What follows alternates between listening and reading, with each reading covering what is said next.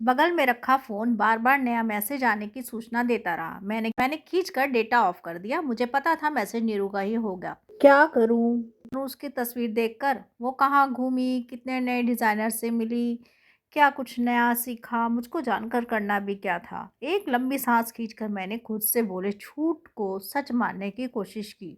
सच में मुझे कुछ नहीं करना था। मुझे कोई फर्क नहीं पड़ता तो क्यों बात बात पर आजकल आंसू आ रहे हैं? आंसू भी तो तब से ही आ रहे हैं जब से नीरू ने वो सब बताया है। नीरू यानी मेरी दूर की देवरानी, शादी के कई सालों बाद हमारा मिलना जुलना शुरू हुआ। वो भी तब जब वो मेरे ही शहर में रहने आ गई। मुझे उसके सवाल हैरान कर देते थे। अरे बैठिए ना भाभी, थोड़ी देर और। आप समय से घर नहीं पहुंचेंगी तो क्या शाम नहीं होगी? मैं खिसिया कर कहती, चाबी मेरे पास है, तुम्हारे भैया जल्दी आ जाएंगे तो बच्चे होंगे ना घर पर। हाँ लेकिन वो पढ़ रहे होंगे, बेमतलब डिस्टर्ब होंगे। वो हैरान रह जाती थी।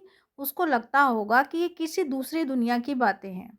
जैसे मुझे उसके घर किसी दूसरी दुनिया में बसा लगता था। घर के सभी सदस्यों के पास एक एक चाबी रहती थी। किसी की दिनचर्या किसी के आने जाने से बाधित नहीं होती थी, और मेरे यहाँ बस मेरे एक के कहीं आने जाने से सब कुछ अव्यवस्थित होकर बिखर जाता था। उस दिन देर से घर लौटी तो कुणाल उखड़े हुए थे। दिन भर के थके घर लौटकर आओ तो पता चले मालकिन नदारद है। ये शब्द मुझे गुदगुदा गया था। मालकिन? मैंने मुस्कुराते हुए चाय का पानी गैस पर रखा। मालकिन के बच्चे घर पर तो थे, उनसे चाय बनवा लेते। जब जवाब में पति ने क्या कहा याद नहीं, लेकिन बच्चों के कमरे में कॉफी देने गई तो माहौल वहां भी ठीक नहीं था। क्या मम्मी, आप नीरू चाची के यहाँ जाती हो तो इतनी देर से आती हो? हम लोग यहाँ अकेले। मैंने हंसते हुए कहा, अरे अकेले? तुम लोगों के स्कूल से आने के बाद निकली थी, वो भी तब जब ऑनलाइन ट्यूशन शुरू हो गई थी। और देखो खत्म होने के 10 मिनट में तो आ गई। तो भी आप यहीं रहा करो आसपास। बच्चे ठुनक गए थे और मैं एक बार फिर अपने साम्राज्य पर इतरा उठी थी। सच ही तो है, महारानी ही तो हूँ मैं। मेरे बिना यहाँ कुछ भी तो नहीं होता। कभी कभी तो ये भी यकीन होने लगता था कि मैं ना जागूं तो सवेरा नहीं होगा, और जब तक मेरी आंख ना लगे रात को कालापन अधूरा ही रहेगा। सास ससुर दूर शहर में बैठे आशीर्वाद की झड़ी लगा देते हैं। तुम तो हमारे घर की अन्नपूर्णा हो, देवी हो, तुमसे ही सब कुछ है। मैं नाराज होकर कहती, तब भी तो आप लोग यहाँ रहने नहीं आ रहे हो, अकेले रहते हो। अब क्या बताएं बहू, जिस शहर में सालों साल रस लिए वहां से हट नहीं पा रहे। और अकेले कहाँ हैं, रिश्तेदार भी तो हैं यहाँ। उन्हीं में से एक रिश्तेदार की बहू थी नीरू, जिससे मेरा देवरानी जेठानी का रिश्ता भी था, सहेलियों का भी। शुरू में तो सब ठीक चलता रहा। समस्या पता नहीं कब दबे पांव आई और हम सबके बीच आकर बैठ गई। सच में हम सबके बीच। उस दिन नीरू घर आई तो चौंक गई थी। पेंटिंग्स किसकी हैं भाभी? ये सब तो मैं बनाती थी पहले। मैं हंसकर टाल गई थी। वो गौर से देखती रही। अमेजिंग, आप कितनी टैलेंटेड हैं और क्या क्या करती हैं। क्या भाभी, मुझे तो विश्वास नहीं हो रहा कि मैं आपसे बात कर रही हूँ। कौन सोच सकता है कि you are an amazing artist? क्यों इस टैलेंट को बाहर नहीं लाती हो? मैं छेप गई थी। क्या करना अब, उम्र चली गई इन सब की। वैसे भी इनमें कमाई तो है नहीं, बस बेमतलब का। नीरू ने मुझे टोक दिया था। हर काम रुपए के लिए नहीं किया जाता भाभी। मेरी बड़ी बहन को देखिए, राइटर है, बहुत अच्छा लिखती है, कितनी गोष्ठियों में जाती है, कितना नाम है उनका। इसमें रुपए ही नहीं आते, लेकिन बेहद ज़रूरी है ये उनके लिए। मैं समझ नहीं पाई थी क्या ज़रूरी है। नीरू ने मुस्कुराते हुए मेरी हथेली थपथपा दी थी। अपने को खुश रखना ज़रूरी है, अपने आप को प्यार करना ज़रूरी है। शांत मन की सतह पर कंकड़ मारकर कोई हलचल तो वो मचा ही गई थी। मैंने अपने आप से पूछा था, क्या तुम खुश हो, कोई कमी नहीं? अनगिनत जवाब आकर मेरे इर्द गिर्द खड़े हो गए थे, साथ ही कई सवाल भी। उस दिन मैंने ये बात घर पर छेड़ दी थी। नीरू की कितनी हेल्प करते हैं सब, कितनी फ्री रहती है, उसका हस्बैंड भी सपोर्टिंग है, बच्चा भी। एक हमारे यहाँ देखो, एक चाय का प्याला भी इधर से उधर नहीं होता जब तक मैं ना करूं। मैंने एक दिन अस्त व्यस्त घर देखकर शिकायत कर दी थी। बच्चे मुंह बनाकर बिना कुछ बोले रह गए थे, लेकिन कुणाल ने चौंक कर कहा, अरे नीरू से क्या बराबरी कर रही हो? वो वर्किंग है, बाहर खटती है, 4 पैसे कमाती है, घर की आर्थिक स्थिति सुधारती है, तो घर के कामों से उसकी मदद भी लोग करते हैं। घर में रहकर थकती थोड़ी हो। मैं तो सन रह गई थी। ये कौन सा हिसाब हुआ? जो घर में रहता है वो थकता नहीं, या फिर जो घर की जिम्मेदारी संभालते हुए उसको थकने का हक ही नहीं? जितनी बार भी ये बात दिमाग में घुसती आंखें भर आती। आंखें भरने का एक कारण और भी था। लगी लगाई अच्छी खासी नौकरी मैंने खुद ही छोड़ी थी, जुड़वा बेटों की किलकारी से जब घर गूंजा। तब कुणाल ने ही तो कहा था, तुम घर संभालो, बच्चों को देखो, मैं कमा रहा हूं ना। तुम घर पर रहोगी तो मुझे ज्यादा सपोर्ट रहेगा। पति पत्नी दोनों बाहर रहते हैं तो घर बिखर जाता है। सच्ची तो था, घर संभलता गया, मैं बिखरती रही। बात केवल नौकरी छोड़ने की ही नहीं थी, पति बच्चे ही मेरी दुनिया का केंद्र बिंदु बन चुके थे। कहीं सहेलियों के साथ जाना हो तो मैं साफ मना कर देती, सोचती कि संडे को बाहर नहीं निकलूंगी, कुणाल घर पर बोर हो जाएंगे। शाम को कहीं जाना होता तो टाल जाती है, सोचकर कि बच्चे घर आएंगे तो मुझे नहीं पाएंगे। सहेलियां हंसती भी, यार 16 साल के बेटे हैं, बड़े बच्चे हैं। कुणाल की बात से मन उस दिन खराब हुआ। अगले दिन थोड़ा संभला, फिर वापस ढर्रे पर आ गया था। मैं खुद को समझाती रही, बात तो सच ही थी। नीरू वर्किंग है, कमाती है, मेरी उससे क्या बराबरी। वो कहते हैं ना कि जब बेचैनी भीतर से फूटती है तो आसपास बहुत कुछ बदलने पर आमादा हो जाता है। समझ में नहीं आता कि बाहर के बदलाव से बेचैनी बढ़ रही है कि भीतर की बेचैनी ही बाहर सब कुछ बदल रही है। ऐसा ही कुछ बदलना मेरे साथ भी तय था। उस दिन नीरू घर आई तो चेहरा चमक रहा था, आते ही गले लग गई। भाभी, आखिरकार वो दिन आ ही गया, रिजाइन करके आ गई हैं, जॉब छोड़कर। मैं हैरान थी, नीरू बेहद खुश है। हाँ भाभी, बहुत हुआ वो सब। अब वो करूंगी जो मुझे करना पसंद है, जो सबसे ज़रूरी है। मैं समझ गई थी, मुझे देखकर ही प्रेरित हुई होगी। अब मेरी तरह घर संभालेगी, 100% समय घर में देगी, बच्चे पति में सब कुछ भूल जाएगी। एक बार दुख सहन के कोने से उभरी ईर्ष्या मुझे खुश भी कर गई। अब ये भी मेरी ही तरह नॉन वर्किंग, चलन क्या कुछ नहीं करवा सकती। मैं भी वही कर रही थी, खुश थी, मुस्कुरा रही थी। मेरे भीतर का बवंडर शांत हो चुका था। मुझे क्या पता था कि ये तूफान से पहले की शांति थी। उस दिन दोपहर में फ़ोन किया तो नीरू ने बड़ी देर से उठाया। हेलो भाभी, कब से मिली नहीं, क्या कर रही हो नीरू? मेरे पूछते ही वो चहक कर बोली, वही कर रही हूँ भाभी जो अब तक नहीं कर पाई, फैशन डिज़ाइनिंग इंस्टीट्यूट में एडमिशन लेने आई हूँ। मुझे तो जैसे करंट लग गया था। ये सब क्या था? मैं कुछ समझी नहीं नीरू।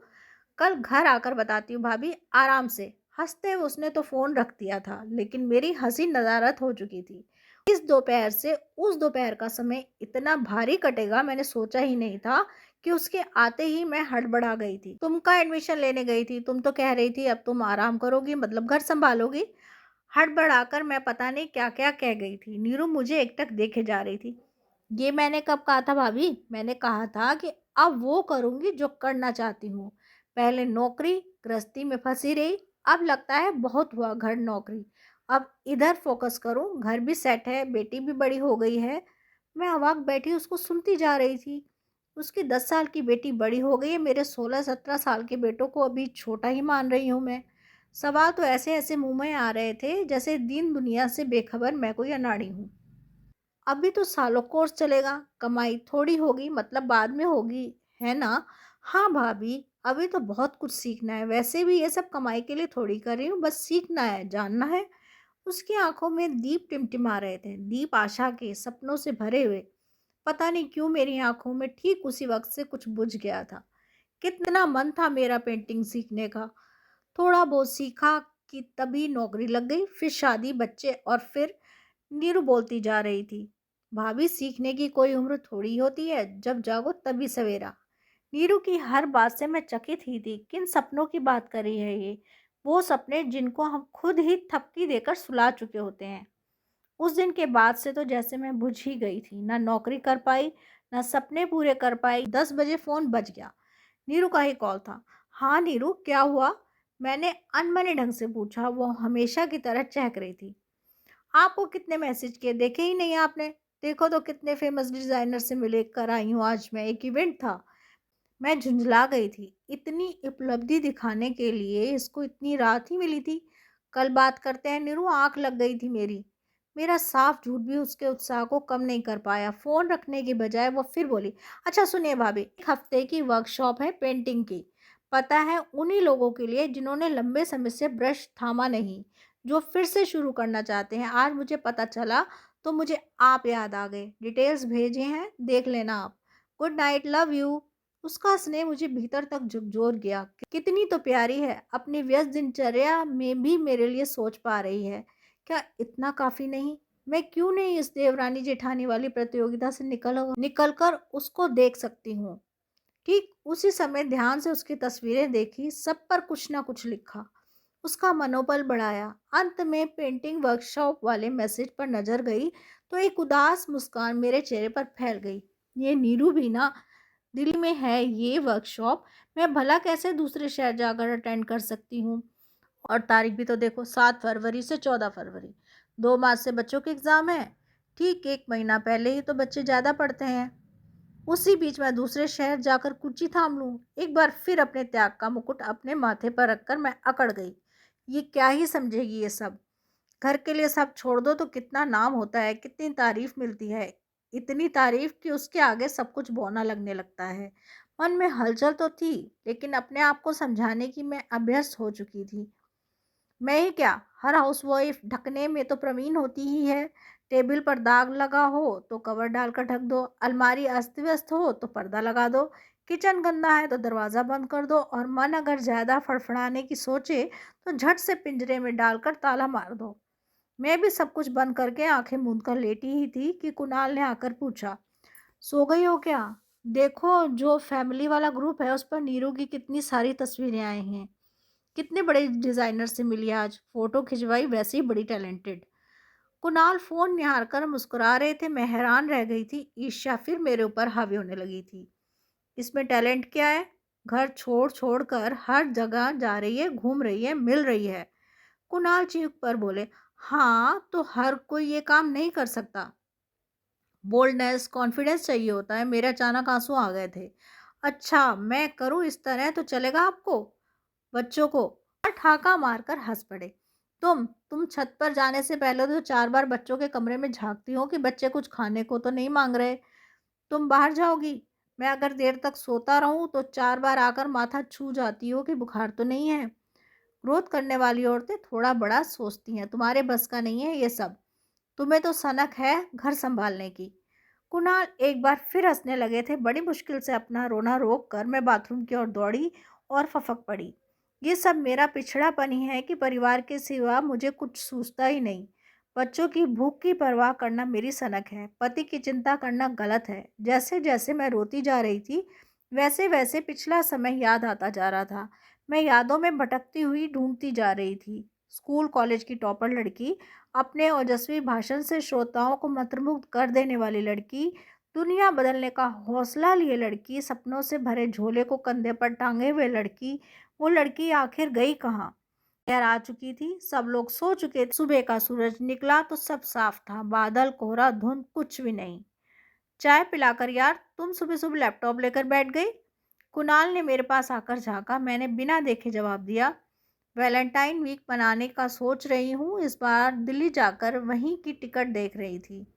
कुणाल ने अखबार उठाकर मुंह बिचकाया। हाँ हाँ, मैं वैलेंटाइन वीक के लिए हफ्ते भर की छुट्टी ले लूँ।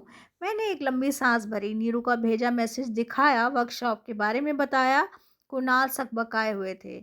मजाक कर रही हो ना? पॉसिबल ही नहीं, बच्चों के पेपर हैं, फिर कभी चली जाना। मैंने पूरा सब्र इकट्ठा किया, फिर बोलना शुरू किया। बच्चों के पेपर बाद में हैं, बच्चों को तो मैं पढ़ाती भी नहीं, ध्यान रखती हूँ। कुछ दिन आप रख लेना। मेरे पास आकर धीरे से बोले, मेरी उस बात को दिल से लेकर बैठी हो। मेरा वो मतलब नहीं था। तुमको क्या लगता है हम सब तुमसे प्यार नहीं करते? मैंने उनकी आंखों में झांक कर कहा, सवाल ये नहीं है कि आप सब मुझसे प्यार करते हैं या नहीं, सवाल ये है कि मैंने अपने को प्यार करना बंद कर दिया, अपने लिए सोचना क्यों बंद कर दिया, अपने को खुश रखना ज़रूरी क्यों नहीं समझा। कुणाल नज़रें झुकाए हुए खड़े थे। मुझे नहीं पता वो उस समय भी मुझे समझ पा रहे थे या नहीं। मुझे तो बस इतना पता था कि घर से भागकर नहीं, घर के साथ ही लेकर अपने आप को भी संभालूंगी ज़रूर। बच्चों और कुणाल के लिए सब इंतज़ाम करके ही सही, लेकिन वहाँ जाऊंगी ज़रूर। और इस बार वैलेंटाइन डे उसके साथ मनाऊंगी जिसकी मैंने कब से सुध नहीं ली। एक गुलाब लूंगी, अपने आप को थमाकर I love you myself बोलूंगी ज़रूर। ये कहानी यही समाप्त होती है। धन्यवाद।